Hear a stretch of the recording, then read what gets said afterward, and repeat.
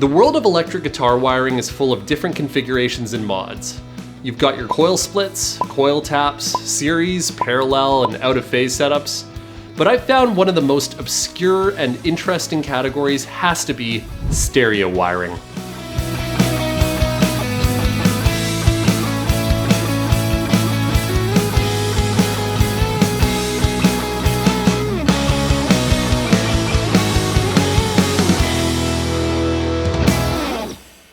One of the earliest examples of stereo guitar wiring came in the 1960s when Chris Squire of the band Yes modded his Rickenbacker 4001 bass with the stereo output, letting him send sound from his bridge and neck pickups to separate rigs, opening up new tonal possibilities. This feature would go on to be called Ricco sound in various Rickenbacker guitars and basses. Over the years, we'd get more sophisticated takes on this idea, like the Kramer Ripley stereo guitar from the 1980s, and various brands producing multiphonic pickups. Despite being around for over half a century, stereo wiring in electric guitars never really stuck with the mainstream.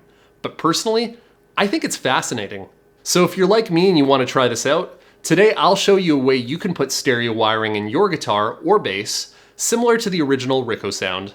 There are several ways we could configure this mod, some more elegant than others, but today we'll look at something relatively universal, which I'm calling the stereo switch mod. This mod should work on most electric guitars and basses with at least 2 pickups and passive electronics. Most active guitars already use a stereo jack for power saving purposes, so this mod won't work for guitars with batteries. A key feature of this specific mod is that it adds a stereo switch control for redirecting one of the pickups to a secondary output. After installing this mod, you'll still retain all of your original tones when plugging in a mono cable.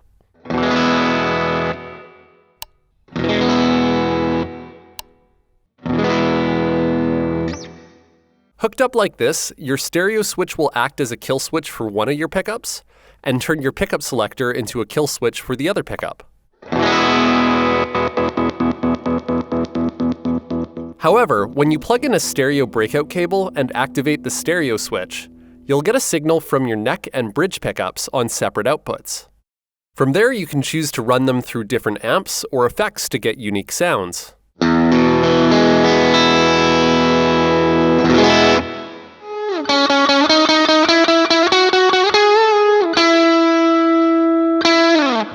You can also record and pan these amps left and right to inject some stereo width into your sound.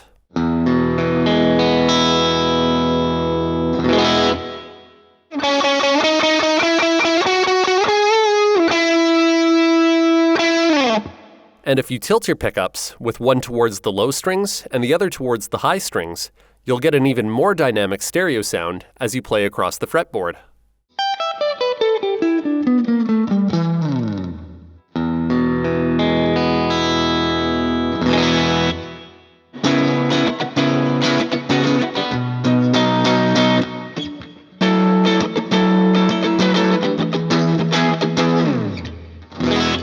For this mod, you'll need a TRS jack, also known as a stereo jack. You'll also need a dual throw switch to act as your stereo switch. You could choose to replace one of your volume or tone controls with a push-pull, push-push, or Fender S1 switch pot, or you could drill a hole and add an SPDT toggle switch to your controls.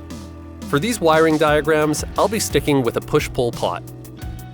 You'll also want a stereo breakout cable and some basic audio mixing knowledge to properly take advantage of this mod. I've left links to all of these parts down in the description. Now this mod will vary a bit depending on what kind of guitar you're using. Some guitars have a master volume and tone control. Some guitars have volume and tone controls for each pickup. Other guitars, especially basses, have no pickup selector. And some guitars are Strats. Let's start with an example I did myself. A friend of mine let me borrow his Squire HH Jazzmaster to add this mod to. Why are there cobwebs in here? But this example should apply to most guitars with a selector switch, a master volume, and optionally a master tone. In guitars like these, the signal from the pickups first goes to a selector switch, then to a master volume and tone, and then finally to the output jack. We'll be rerouting one of these pickups to a secondary output with our stereo switch before it reaches the pickup selector. To begin, you'll want to replace the stock output jack with a stereo TRS jack, keeping your hot signal connected to the tip and your ground wire connected to the sleeve contact, just like they were before. Then you'll want to disconnect one of your pickups from the selector switch. You'll instead be sending this pickup to your new stereo switch. For this example, we'll replace the volume control with a push-pull pot. In any case, you'll want to connect the pickup to one of the common contacts. Next, connect the contact on the pickup selector you just disconnected from to the top contact on the push-pull pot. That means that when the volume knob is pushed down, the guitar will continue to work like it originally did. Finally, connect the opposite contact on your stereo switch to the ring contact of your TRS jack. Let's take a look at how this mod affects the signal flow inside the guitar. When plugging in a mono cable, our secondary output and everything connected to it becomes grounded. So long as the stereo switch is not activated, the guitar will work like it originally did before the mod.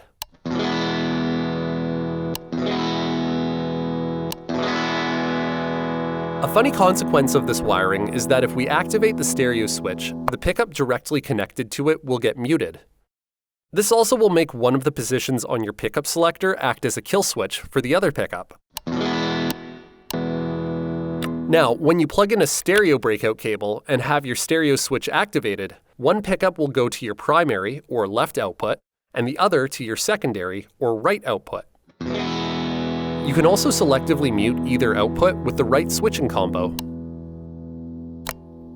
One thing to keep in mind is that in guitars like these, your volume and tone controls will only affect the signal coming out of your primary or left output. The signal coming out of your secondary or right output will be at full volume and tone. Now, if you've got something like a Telecaster with a 3-way blade switch, you can do this mod, but there is a much more elegant solution which we'll be covering in a future video, so make sure to subscribe if you want to see that. Now let's look at a guitar with more Les Paul-like wiring, meaning it has a selector switch, 2 volume controls, and 2 tone controls. These guitars are generally wired with signal from each pickup going to a dedicated volume and tone control, and then being sent to a pickup selector before exiting to the output. In this case, you want to reroute one of the pickups to your stereo switch after it's gone through its dedicated controls, but before it reaches the pickup selector. Here's what that looks like if we put our stereo switch on the bridge pickup's volume pot.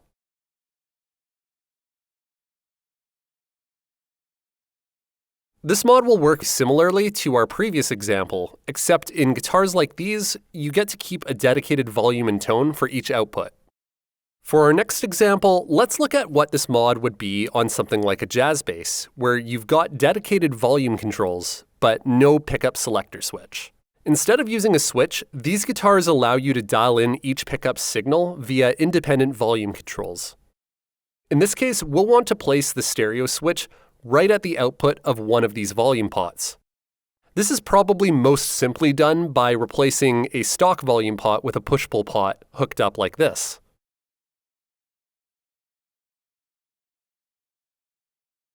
Like with the Les Paul example, you'll retain control over the volume for each output while the stereo switch is active.